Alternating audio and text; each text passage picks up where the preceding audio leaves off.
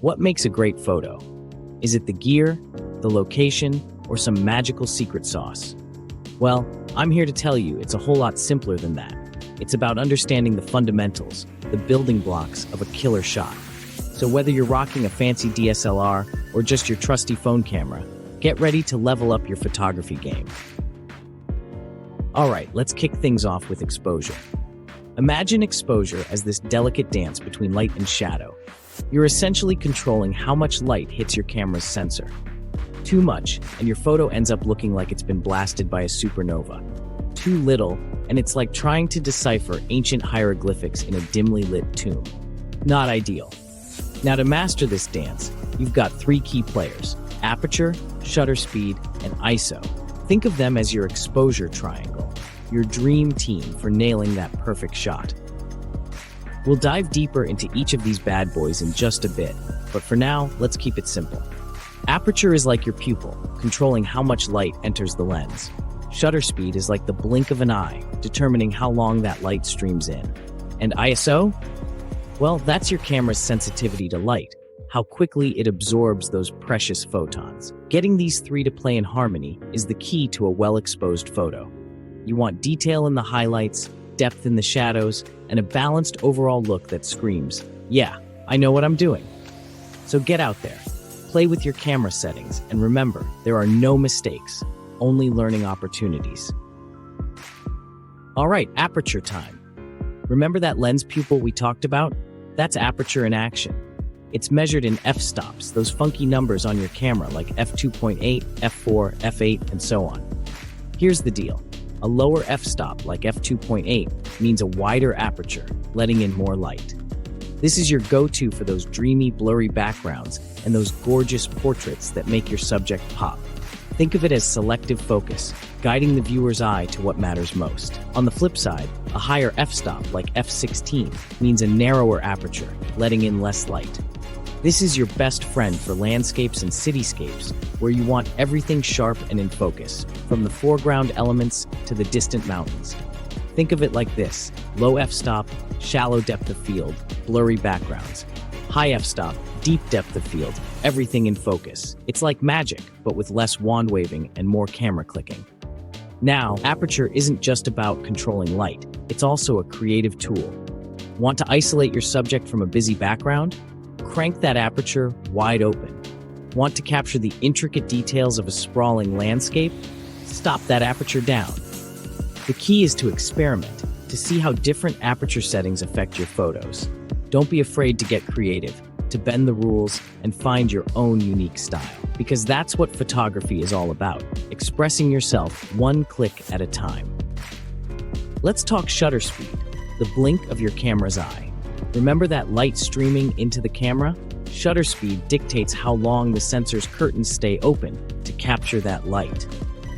We're talking fractions of a second here, folks. A fast shutter speed, like 1/500th of a second or faster, freezes action. Think of those epic sports photos where you can practically see the sweat flying or the crystal clear water droplets frozen in midair. On the other hand, a slow shutter speed, like 1/30th of a second or slower, introduces motion blur. This is where things get really interesting. Imagine silky smooth waterfalls, light trails from passing cars, or capturing that sense of movement in a bustling city. The key is to match your shutter speed to your subject and the effect you're going for. Shooting a fast-moving car? You'll need a fast shutter speed to freeze the action. Want to capture the ethereal beauty of a waterfall? Slow things down and let that water flow. But here's the kicker. Using a slow shutter speed often requires a tripod or a stable surface to avoid camera shake. Remember, any movement during a long exposure will result in blur, and not always the good kind. Mastering shutter speed is like unlocking a whole new level of creativity. You can convey a sense of speed, motion, and even time itself. All right, let's talk ISO. This little guy is all about your camera sensor's sensitivity to light. Think of it as turning up the volume on your microphone. A low ISO, like 100 or 200, means your sensor is less sensitive to light. This is your best bet for shooting in bright conditions, like outdoors on a sunny day. You'll get those crisp details and vibrant colors with minimal noise or grain. Now, as the light starts to fade, you can crank up the ISO. A higher ISO, like 800, 1600, or even higher, makes your sensor more sensitive, allowing you to shoot in dimmer conditions. Think concerts, dimly lit interiors, or even capturing those magical stars in the night sky. But here's the trade-off. Higher ISO can introduce noise or grain into your images, especially in the darker areas. It's like that fuzzy static on an old TV screen.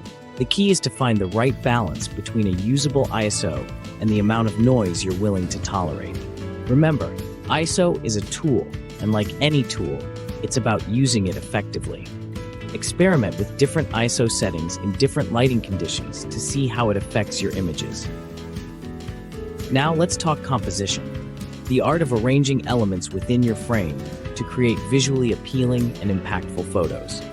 It's about guiding the viewer's eye, telling a story, and evoking emotion through the way you compose your shots. One of the most well-known composition techniques is the rule of thirds. Imagine dividing your frame into 9 equal parts using 2 horizontal and 2 vertical lines. The idea is to place your key subject or points of interest along those lines or at the intersections where they meet. This creates balance, harmony, and a sense of visual interest. Instead of placing your subject dead center, try positioning it off to one side, creating a more dynamic and engaging composition. Another powerful technique is leading lines. Look for natural or man-made lines that draw the viewer's eye into the photo, leading them towards your main subject. Think winding roads, fences, rivers, or even the lines of a building. Don't be afraid to break the rules and experiment with different compositions. Try shooting from different angles, perspectives, and heights. Get low, get high, and see how it changes the entire feel of your photo. Light and shadow are the paintbrushes of photography. They add depth, dimension, and emotion to your images. Understanding how to use them effectively is a game changer. The quality of light can make or break a photo. Soft, diffused light, like what you get on an overcast day or in the shade, is incredibly flattering for portraits and creates even lighting with soft shadows. On the other hand, hard, directional light, like what you get from the sun on a clear day, can create dramatic shadows, highlights, and contrast, adding a sense of mood and drama to your images. When shooting outdoors, pay attention to the direction of light and how it falls on your subject. The golden hours, shortly after sunrise and before sunset, are known for their warm, magical light, casting long shadows and creating a beautiful glow. Don't be afraid to embrace shadows. They add depth, mystery, and visual interest to your photos. Use them to create silhouettes, patterns, or to highlight certain elements in your composition. Hey, real quick, if you're finding these tips helpful, don't forget to hit the like button, subscribe to our channel, Photo Tech Guy, and share this video. Let's get back to the video. Alright, let's talk post-processing, that magical realm where you can take your photos from good to great. Think of it as developing your film in the digital darkroom. Now, post-processing isn't about fixing your photos or making them look unrealistic. It's about enhancing what's already there, bringing out the details, colors, and mood you envisioned when you click the shutter. There are tons of software options out there, but one of the most popular and user-friendly is Adobe Lightroom. It's an incredibly powerful tool for adjusting exposure, contrast, highlights, shadows, clarity, vibrance, and so much more. Start by making basic adjustments to your exposure and contrast. Then, dive into the individual color channels to fine-tune specific hues and tones. Don't be afraid to play with the white balance to adjust the overall warmth or coolness of your image. The key to successful post-processing is subtlety. You want your edits to enhance, not overpower, your images. Remember, less is often more. So there you have it, essential photography tips for beginners. Remember, the more you shoot, the more you'll learn and develop your own unique style. Photography is a journey of exploration and discovery. It's about seeing the world with fresh eyes, capturing those fleeting moments, and sharing your unique perspective with the world. Keep exploring, keep learning, and enjoy capturing the world around you. Until next time, keep those cameras clicking.